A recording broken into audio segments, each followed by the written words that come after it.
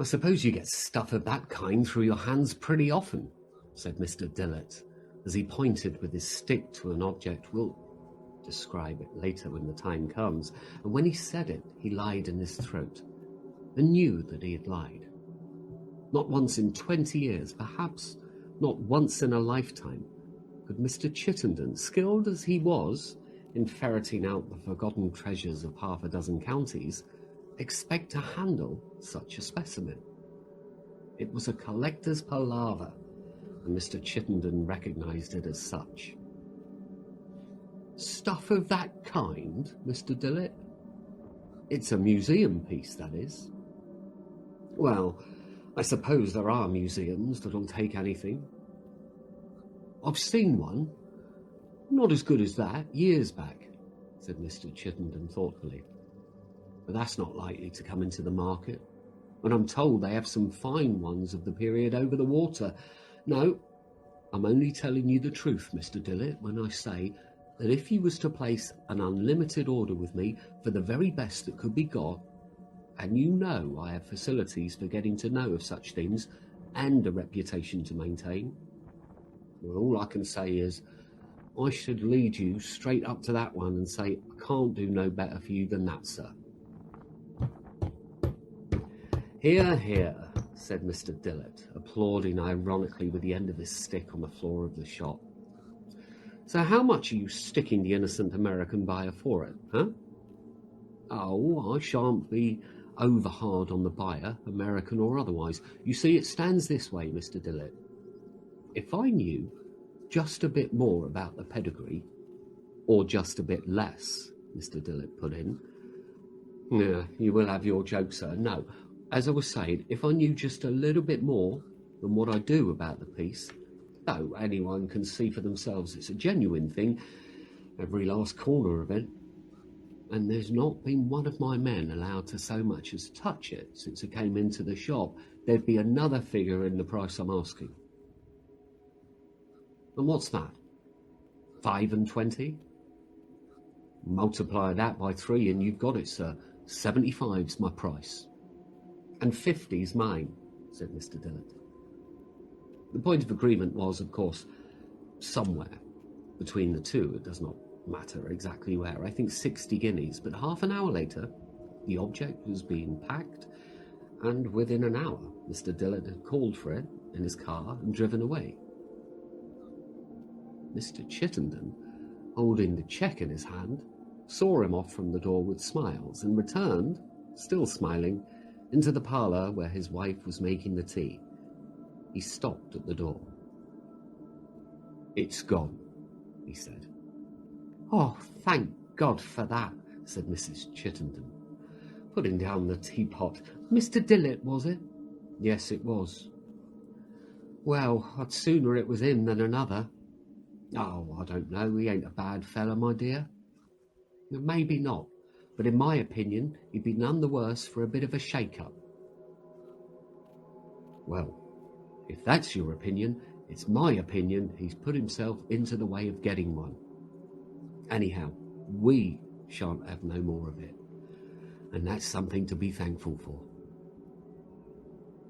And so Mr. and Mrs. Chittenden sat down to tea. And what of Mr. Dillett and his new acquisition? What it was, the title of this story will have told you. A doll's house. What it was like, I shall have to indicate as well as I can. There was only room just enough for it in the car, and Mr. Dillett had to sit with the driver.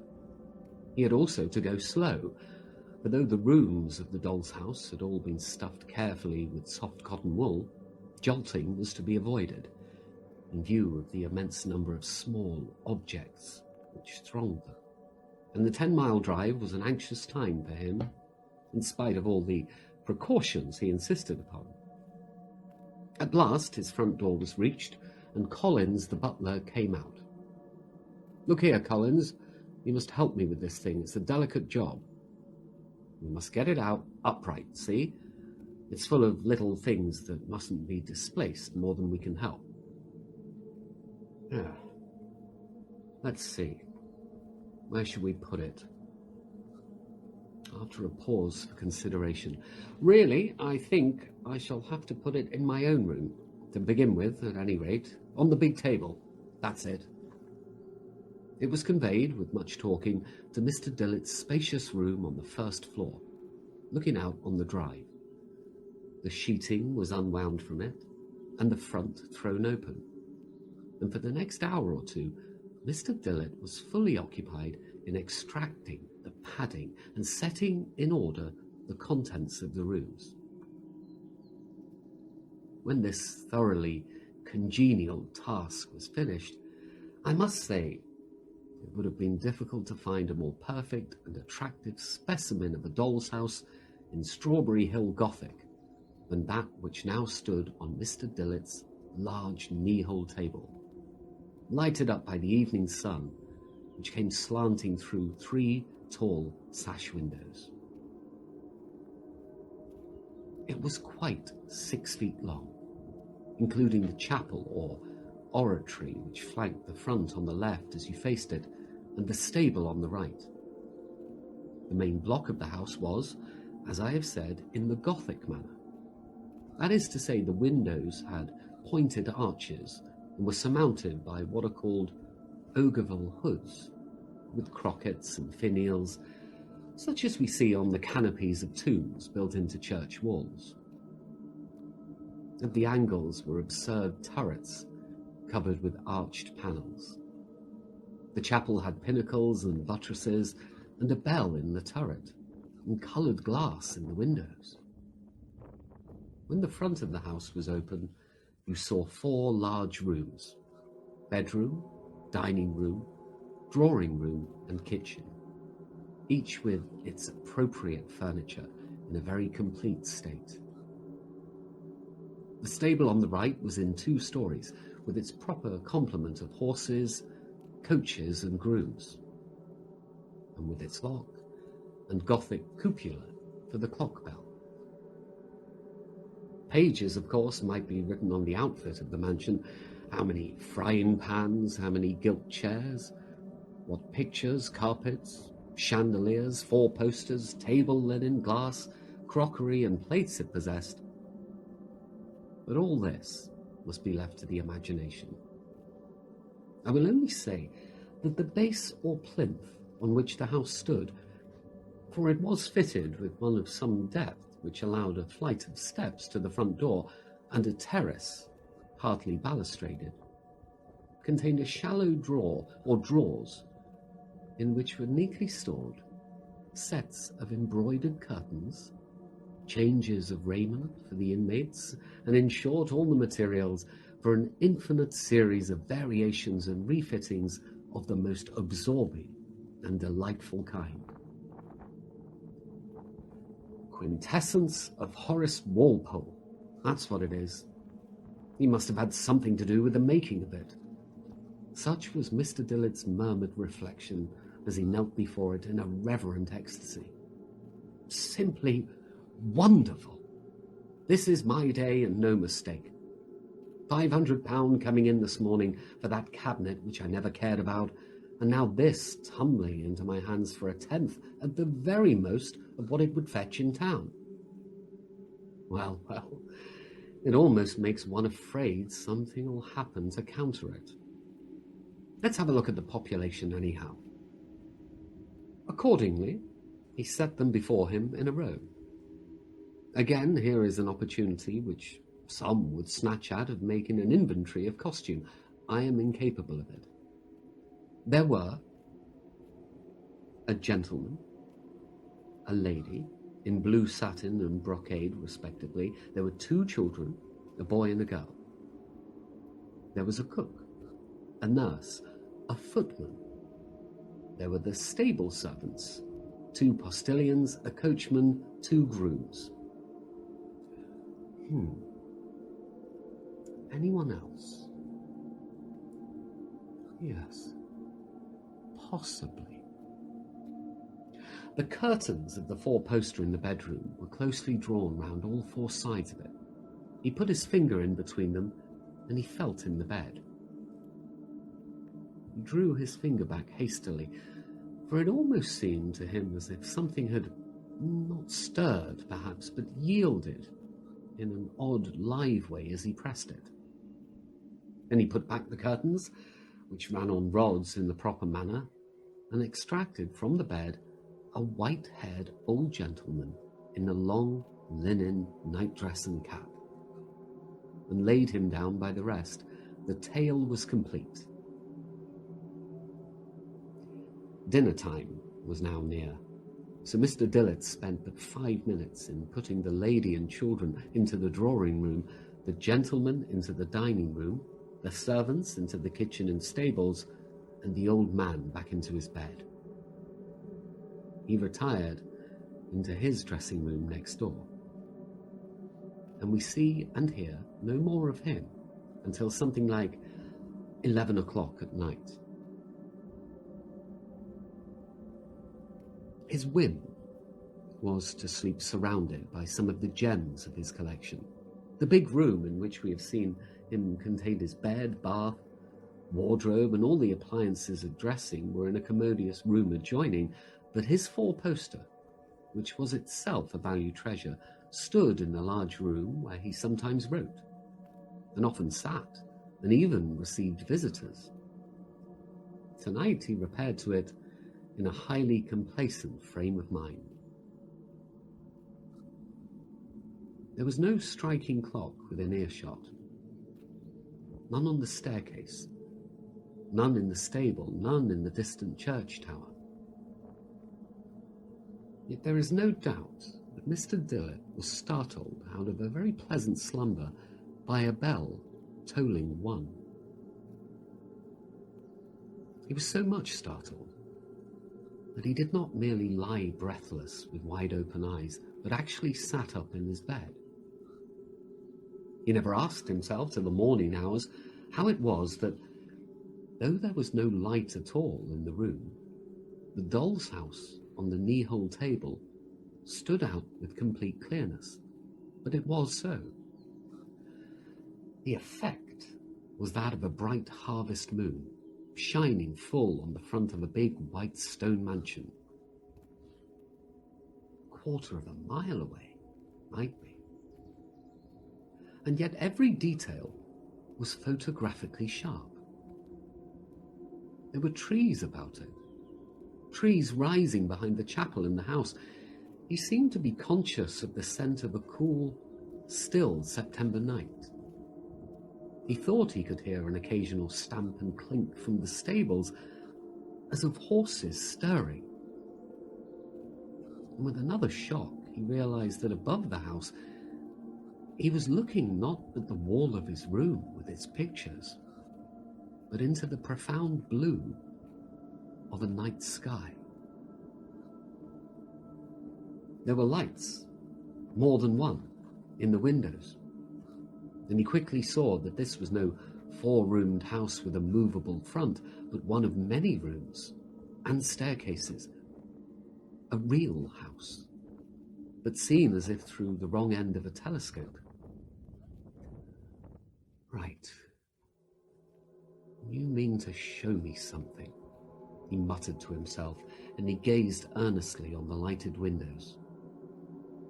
They would, in real life, have been shuttered or curtained, no doubt, he thought, but as it was, there was nothing to intercept his view of what was being transacted inside the rooms. 2 rooms were lighted, one on the ground floor to the right of the door, one upstairs on the left. The first brightly enough, the other rather dimly. The lower room was the dining room. The table was laid, but the meal, it seemed to be over, and only wine and glasses were left on the table. The man of the blue satin and the woman of the brocade were alone in the room, and they were talking very earnestly, seated close together at the table, their elbows on it, every now and then stopping to listen, as it seemed. Once he rose, came to the window, and opened it, and put his head out and his hand to his ear. There was a lighted taper and a silver candlestick on a sideboard. When the man left the window, he seemed to leave the room also, and the lady, taper in hand, remained standing and listening. The expression on her face was that of one striving her utmost to keep down a fear that threatened to master her, and succeeding. It was a hateful face, broad, flat and sly. Now the man came back, and she took some small thing from him and hurried out of the room. He too disappeared, but only for a moment or two. The front door slowly opened. He stepped out and stood on the top of the perron, looking this way and that, and then turned towards the upper window that was lighted and shook his fist. It was time to look at that upper window. Though it was seen, a four-post bed, a nurse and another servant in an armchair were there, evidently sound asleep. In the bed, an old man lying, awake, and one would say anxious, from the way in which he shifted about and moved his fingers, beating tunes on the coverlet. Beyond the bed, a door opened. Light was seen on the ceiling, and the lady came in. She set down her candle on a table, came to the fireside, and roused the nurse.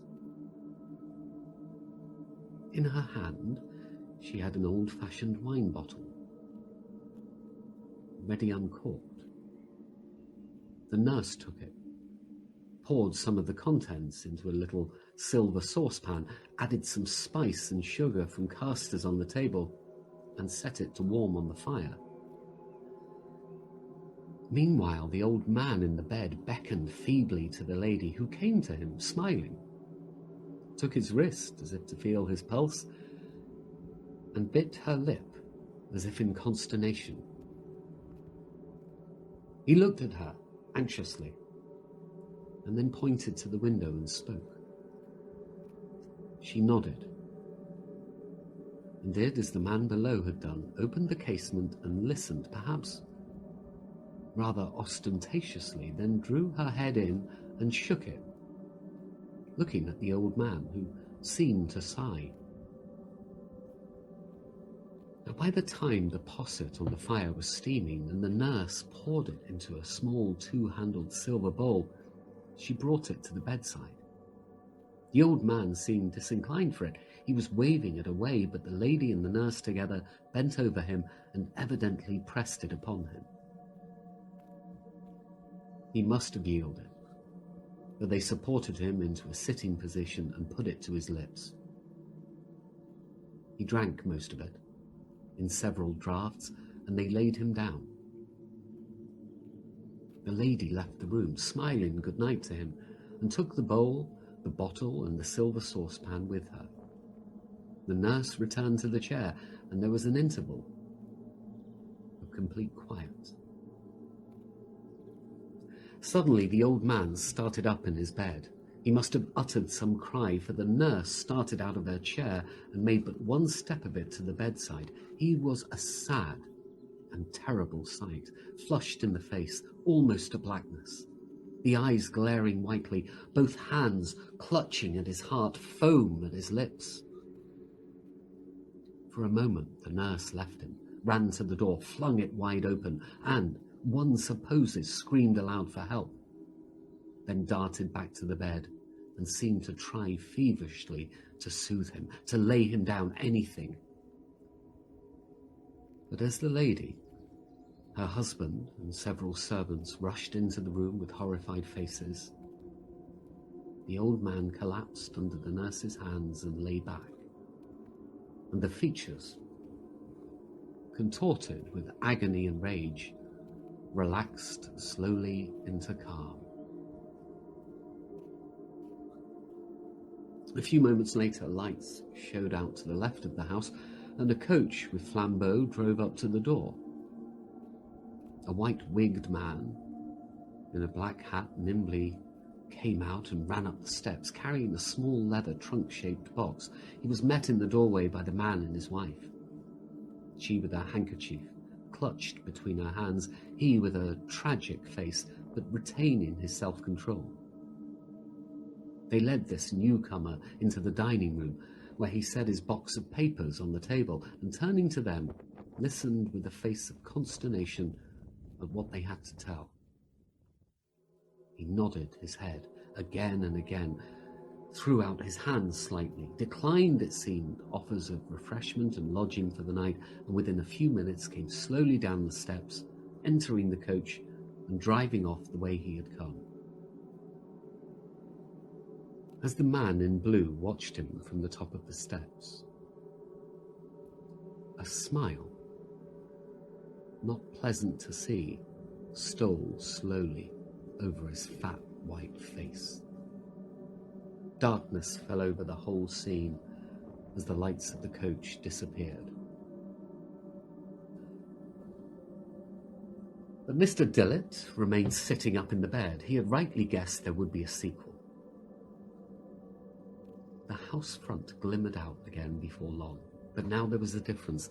The lights were on in other windows, one at the top of the house, the other illuminating the range of coloured windows of the chapel. How he saw through these is not quite obvious, but he did. The interior was as carefully furnished as the rest of the establishment, with its minute red cushions on the desks, its Gothic stall canopies, and its western gallery and pinnacled organ with gold pipes. On the centre of the black and white pavement was a bier. 4 tall candles burned at the corners. On the bier was a coffin covered with a pall of black velvet. As he looked, the folds of the pall stirred. It seemed to rise at one end, it slid downwards, it fell away, exposing the black coffin with its silver handles and nameplate. One of the tall candlesticks swayed and toppled over. Ask no more, but turn, as Mr. Dillett hastily did, and look in at the lighted window at the top of the house, where a boy and a girl lay in 2 truckle beds, and a 4-poster for the nurse rose above them. The nurse was not visible for the moment, but the father and mother were there, dressed now in mourning, but with very little sign of mourning in their demeanour. Indeed, they were laughing and talking with a good deal of animation, sometimes to each other and sometimes throwing a remark to one or other of the children, and again laughing at the answers. Then the father was seen to go on tiptoe out of the room, taking with him as he went a white garment that hung on a peg near the door. He shut the door after him. A minute or 2 later, it was slowly opened again, and a muffled head poked around it. A bent form of sinister shape stepped across to the truckle beds and suddenly stopped, threw up his arms, and revealed, of course, the father, laughing. The children were in agonies of terror, the boy with the bedclothes over his head, the girl throwing herself out of the bed into her mother's arms. Attempts at consolation followed. The parents took the children on their laps, patted them, picked up the white gown, and showed them there was no harm in it. And at last, they put the children back into bed. They left the room with encouraging waves of the hand. As they left it, the nurse came in, and soon the light died down. Still, Mr. Dillett watched, immovable.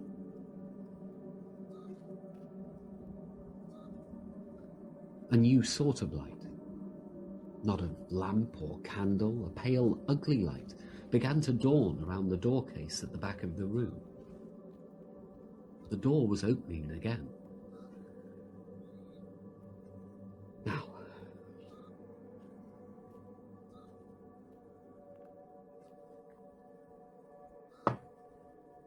the seer does not like to dwell upon what he saw entering the room. He says it might be described as a frog,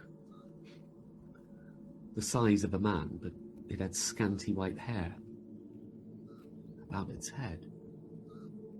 It was busy about the truckle beds, but not for long. The sound of cries, faint, as if coming out of a vast distance, but even so, infinitely appalling, reached the ear. There were signs of a hideous commotion all over the house. Lights moved along and up, and doors opened and shut, and running figures passed within the windows.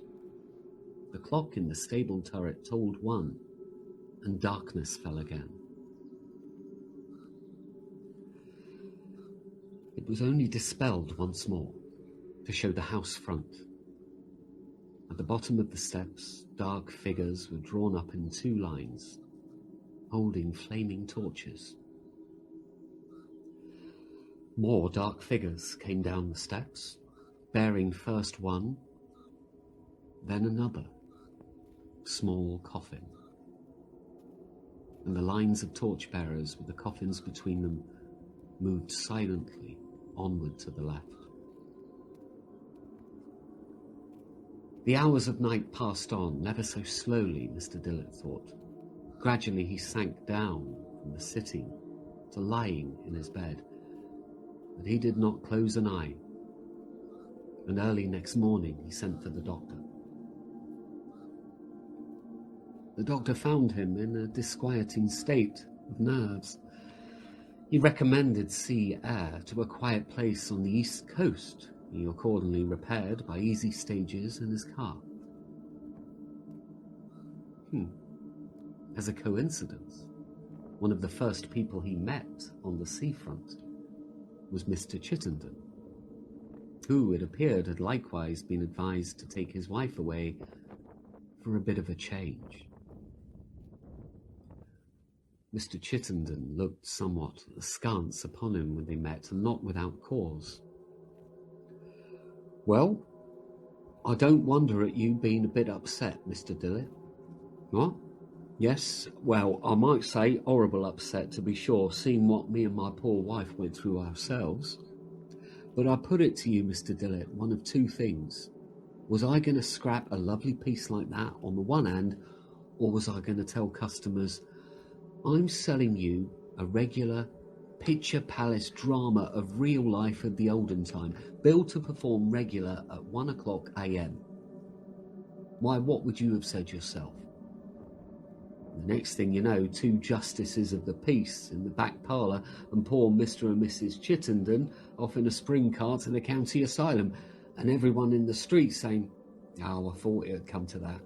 Look at the way the man drank. And me next door but one, to a total abstainer, as you know. Well, there was my position. What, me have it back in the shop? Well, what do you think? No, but I'll tell you what I will do. You shall have your money back, bar the £10 I paid for it, and you make of it what you can. Later in the day, in what is offensively called the smoke room of the hotel, a murmured conversation between the 2 went on for some time. How much do you really know about that thing and where it came from? Honest, Mr. Dillett, I don't know the house. Of course, it came out of a lumber room of a country house. That anyone could guess, but I'll go as far as to say this. I believe it's not 100 miles from this place. Which direction and how far, I've no notion. I'm only judging by guesswork. The man I actually paid the cheque to ain't one of my regulars, and I've lost sight of him. But I have the idea that this part of the country was his beat. And that's every word I can tell you, Mr. Dillett. There's one thing that rather physics me. That old chap, I suppose you saw him drive up to the door. I thought so. Now, would he have been the medical man? Do you take it? Because my wife would have it so, but I stuck to it that he was the lawyer, because he had papers with him, and one he took out was folded up. I agree, said Mr. Dillett. Thinking it over, I came to the conclusion That was the old man's will, ready to be signed. Just what I thought, said Mr. Chittenden. And I took it that will would have cut out those young people, eh? Well, well. It's been a lesson to me, I know that. I shan't buy no more dolls' houses, nor waste no more money on the pictures. Oh, as to this business of poisoning Grandpa, well, if I know myself, I never had much of a turn for that. Live and let live, that's been my motto throughout life, and I ain't found it a bad one. Filled with these elevated sentiments, Mr. Chittenden retired to his lodgings. Mr. Dillett the next day repaired to the local institute, where he hoped to find some clue to the riddle that absorbed him. He gazed in despair at a long file of the Canterbury and York Society's publications of the parish registers of the district. No print, nor not one resembling the house of his nightmare, was among those that hung on the staircase and in the passages. Disconsolate, he found himself at last in the derelict room, staring at a dusty model of a church in a dusty glass case. Model of St. Stephen's Church, Coxon, presented by J. Merryweather, Esquire, of Ilbridge House, 1877. The work of his ancestor, James Merryweather, died 1786. There was something in the fashion of it that reminded him dimly of his horror. He retraced his steps to a wall map he had noticed and made out that Ilbridge House was in Coxon Parish. Coxon was, as it happened, one of the parishes of which he had retained the name. And he glanced over the file of printed registers, and it was not long before he found them in the record of the burial of Roger Milford, aged 76, on the 11th of September, 1757, and of Roger and Elizabeth Merryweather, aged 9 and 7, on the 19th of the same month. It seemed worthwhile to follow up this clue, frail as it was, and in the afternoon he drove out to Coxon. The east end of the north aisle of the church is a Milford chapel, and on its north wall are tablets to the same persons. Roger, the elder, it seems, was distinguished by all the qualities which adorn the father, the magistrate, and the man. The memorial was erected by his attached daughter Elizabeth, who did not long survive the loss of a parent, ever solicitous for her welfare, and of 2 amiable children. The last sentence was plainly an addition to the original inscription.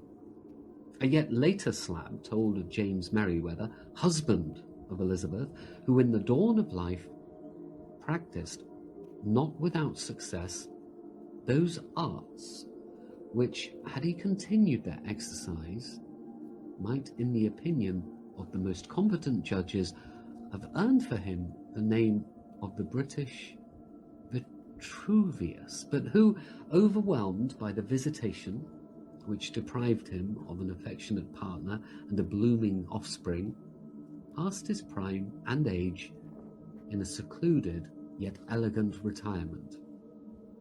His grateful nephew and heir indulges a pious sorrow by this too brief recital of his excellences. The children were more simply commemorated. Both died on the night of the 12th of September. Now, Mr. Dillett felt sure that in Ilbridge House he had found the scene of his drama. In some old sketchbook, possibly in some old print, he may yet find convincing evidence that he is right. But the Ilbridge House of today is not that which he sought. It is an Elizabethan erection of the 1940s, in red brick with stone quoins and dressings. A quarter of a mile from it, in a low part of the park, backed by ancient stag-horned, ivy-strangled trees and thick undergrowth, are marks of a terraced platform overgrown with rough grass. A few stone balusters lie here and there, and a heap or two covered with nettles and ivy of wrought stones with badly carved crockets. This, someone told Mr. Dillett, was the site of an older house. As he drove out of the village, the hall clock struck 4. Mr. Dillett started up and clapped his hands to his ears. It was not the first time he had heard that bell. Awaiting an offer from the other side of the Atlantic, the doll's house still reposes, carefully sheeted, in a loft over Mr. Dillett's stables, where Collins conveyed it on the day when Mr. Dillett started for the sea coast.